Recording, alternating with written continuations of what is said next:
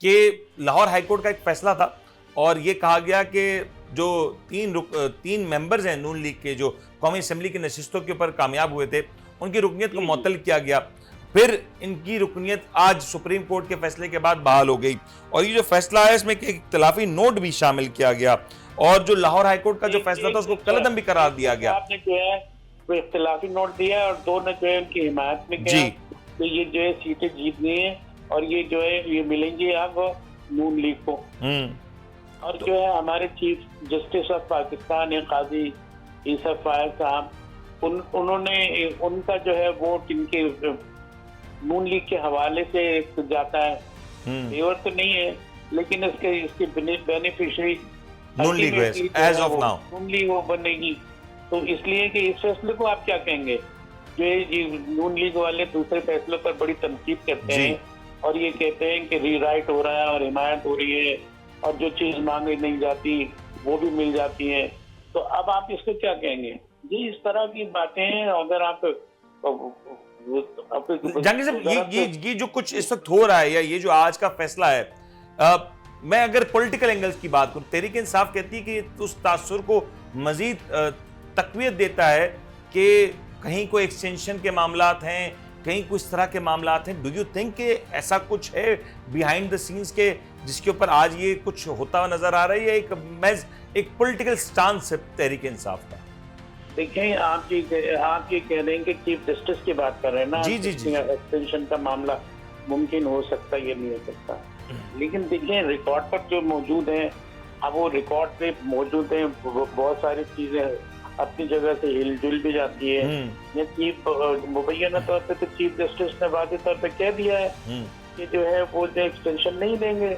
जब असल जो फरीक है वो एक्सटेंशन नहीं लेना कर चाहता तो एक्सटेंशन का केस तो बहुत कम। बट पाकिस्तान में तो आम तौर पे जो कुछ नहीं होना होता वो मुल्क के वसीतर मफाद में बाद में हो जाता है। लेकिन जैसे आपने ऑन रिकॉर्ड की बात की जहांगीर साहब, ऑन रिकॉर्ड तो फिर ये भी है ना कि एक सुप्रीम कोर्ट का फैसला था मखसूस नशिस्तों के हवाले से, वो फैसले के हवाले से उस फैसले के आने के बाद एक कानून साजी की गई, फिर मंसूर अली शाह साहब के जो रिमार्क्स हैं वो भी सामने, उनका फैसला भी सामने, लेकिन वहां पे सुप्रीम कोर्ट का फैसला नहीं माना जा रहा, वहां ना नोटिफिकेशन जारी हो रहा। और एक चीज ऐड कर लेते हैं कि जब पिछली बार एक तब्दीली होनी थी चीफ जस्टिस ऑफ पाकिस्तान की, तो उस वक्त काफी पहले कबल वक्त वजीर आजम ने एक नोटिफिकेशन जारी कर दिया था जो इस बार होता हुआ नजर नहीं आया अभी तक। देखिए, मैं मुनीर में इससे पहले कह चुका हूँ, इस तनाज़े को, इस मसले को मैं पहले ही क्लियर कर चुका हूँ कि अब आप ये क्या कहेंगे, कोर्ट तो वही है, सुप्रीम कोर्ट है, उसके चीफ जस्टिस भी वही है, फैसला इनके हक में आ गया, इसको क्या कहेंगे? और जो फैसला था उस पर आप क्या बहस करेंगे? ये तो बात मौजूद है ना, ये तो एक तनाज़ा तो मौजूद है ना। तो सर इस तनाज़े का हल क्या है? क्या ये सूरत ऐसे ही चलती रहेगी और ये तनाज़ा मजीद शिद्दत इख्तियार करेगा अगर इस सिनेरियो को देखें तो? जस्टिस मंसूर अली शाह ने, आप उसको भी मुतनाज़े बात बनाई जा रही है, लेकिन बहुत बड़ी हकीकत उन्होंने बयान की है हमारी नज़र में कि अगर इसी तरह होता रहा और जो है इस पर अमल नहीं होते रहे, तो कोर्ट के फैसले पर अमल नहीं होते रहे, तो बहुत बड़ा सेटबैक है। जब जमहूरियत की अगर हम बात करें कि कितना बड़ा एक सेटबैक है, जमहूरी हम चलें जो भी हम इस पर इख्तिलाफ कर सकते हैं, हम कह सकते हैं कि चलें सो कॉल्ड सही, लेकिन जमहूरियत तो है ना। ऐसी जमहूरियत में अगर सुप्रीम कोर्ट ऑफ पाकिस्तान का फैसला ना माना जाए, इम्प्लीमेंट ना किया जाए, तो ये तो मेरे ख्याल से पाकिस्तान की बदतरीन आमरीत में भी नहीं देखा गया। आपको पता है कि जब भी कोई ऐसा इवेंट होता था तो सबसे पहले सुप्रीम कोर्ट ऑफ पाकिस्तान से ओनरशिप ली जाती थी। सो कॉल्ड कोई छोटा लफ्ज नहीं है, सो कॉल्ड का मतलब है बेबुनियाद, बस कह देना किसी चीज को, बस उल्टी सीधी चीज को जो है वो मान लेना। तो जब आप सो कॉल्ड फैसला, या तो सो कॉल्ड फैसला कह रहे हैं या रियलिस्टिक फैसला कह रहे हैं, रियल, तो ये सारी चीजें अभी मौजूद हैं। और उन्होंने अपनी चीफ जस्टिस साहब, वो जस्टिस साहब को कह रहे हैं कि ऐसे बयानात भी देना चाहिए। उन्होंने एक मौके पर जो है तकरीर करते हुए, उसका सियासी वो नहीं था, किसी हवाले में वो बात की है, बहरहाल उसको भी मुतनाज़ बनाए। जब अल्टीमेट अथॉरिटी आइन की बका, सलामती, तहफ़्फ़ुज़ की ज़मानत अथॉरिटी होती है, वो होती है सुप्रीम कोर्ट ऑफ पाकिस्तान। सही।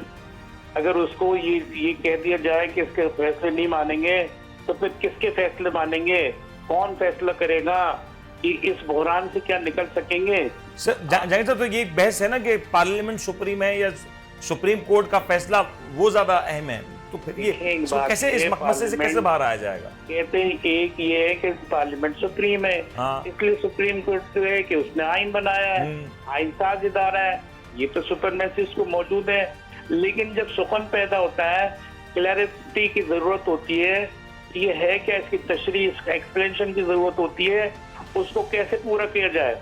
और इससे ऊपर की कोई सुपीरियर अथॉरिटी होती तो आप जो सुप्रीम कोर्ट को भी चैलेंज कर देते हैं। बिल्कुल ठीक। उसके लिए ये बनाना, तो जब आप अल्टीमेट कहते हैं तो अल्टीमेट तो फैसले होते हैं, फिर तो ठीक हो गया। उसके तो पीछे कुछ और ये फैसला होता हुआ नजर नहीं आ रहा कि सुप्रीम कोर्ट के फैसले को मानना है या नहीं, या किस फैसले को मानना है और किस नहीं। मेरे अपने अंदाजे के मुताबिक, क्योंकि तज्जिया में कर रहा हूँ, कि सुप्रीम कोर्ट अपना फैसला जो मनोअन सुना देगी, और क्योंकि उसका तरीका भी यही है कि जनाब यही जज सुनाएंगे, ठीक है ना, कोई नए जज नहीं होंगे, ये 8 जज इसमें मौजूद होंगे, और उसको नजरसानी की का मतलब ये नहीं है कुछ और का कुछ और हो जाए, सिर्फ एक तौसीक करके वो भेज देंगे।